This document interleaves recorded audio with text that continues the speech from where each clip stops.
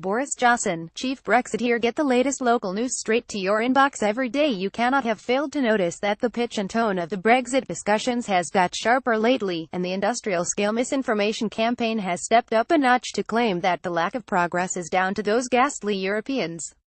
Well, it ain't. Don't be fooled.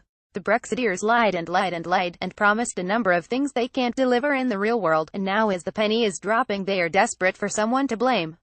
My concern is that too many people will just sing along with the band, and why are they punishing us stuff will gain credence.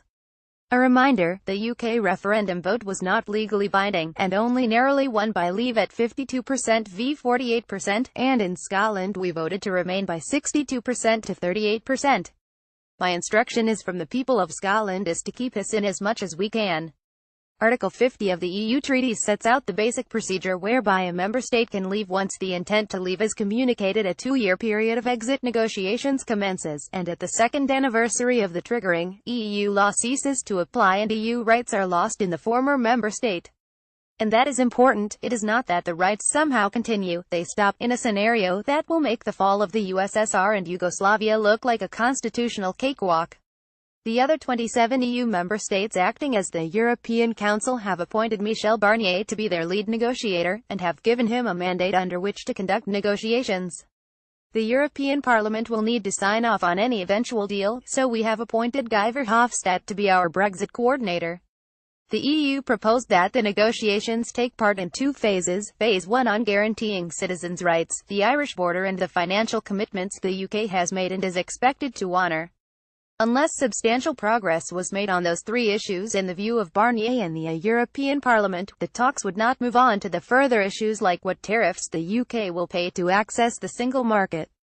The UK accepted that formulation lock, stock and barrel. The European Parliament decided 2 weeks ago, and now the Council agree. Insufficient progress has been made, so we must all try harder. May even made a speech in Florence and had a dinner with Jean-Claude Juncker as head of the Commission to try and break the deadlock, but where in Florence she made a couple of concessions, the UK negotiators have since rolled even these back. I can't actually write what our European friends and colleagues think of the UK, because I'm too focused on the expressions of concern. In their view, one of the great member states of the EU is capering to the tune of Russia and the US, destabilized from within with a bit of directed external help. It's tempting to say May was handed a poisoned chalice, but that's simply not true. Continuing the Grand Cameron-esque tradition of choosing party over country, she leapt at the chance to push a hard Brexit, seeking to outflank Farage and the rest of the Eurosceptic rabble that has gained so much airtime in UK politics lately. When challenged with her lack of a mandate, she called a snap general election, and lost her majority.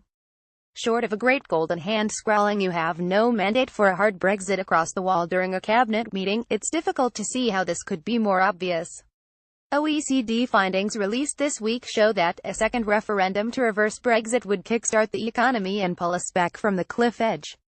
This is serious, but the only thing the Tories are taking seriously is their own career options. Calling a referendum is serious business. There are consequences. That's why I was so surprised to see that the Leave campaign had no credible plan, and why I'm so angry that we're now, to paraphrase the great Aneurin Bevan, going naked into the negotiating chamber. There was no plan. They don't know what they're doing. And now we're expected to go along with it when Scotland so clearly rejected this madness. There are thousands of decent people who voted to leave because they thought the people promising them the moon and the stars had a plan. But now, surely, it is obvious to the dogs in the street that there is no plan.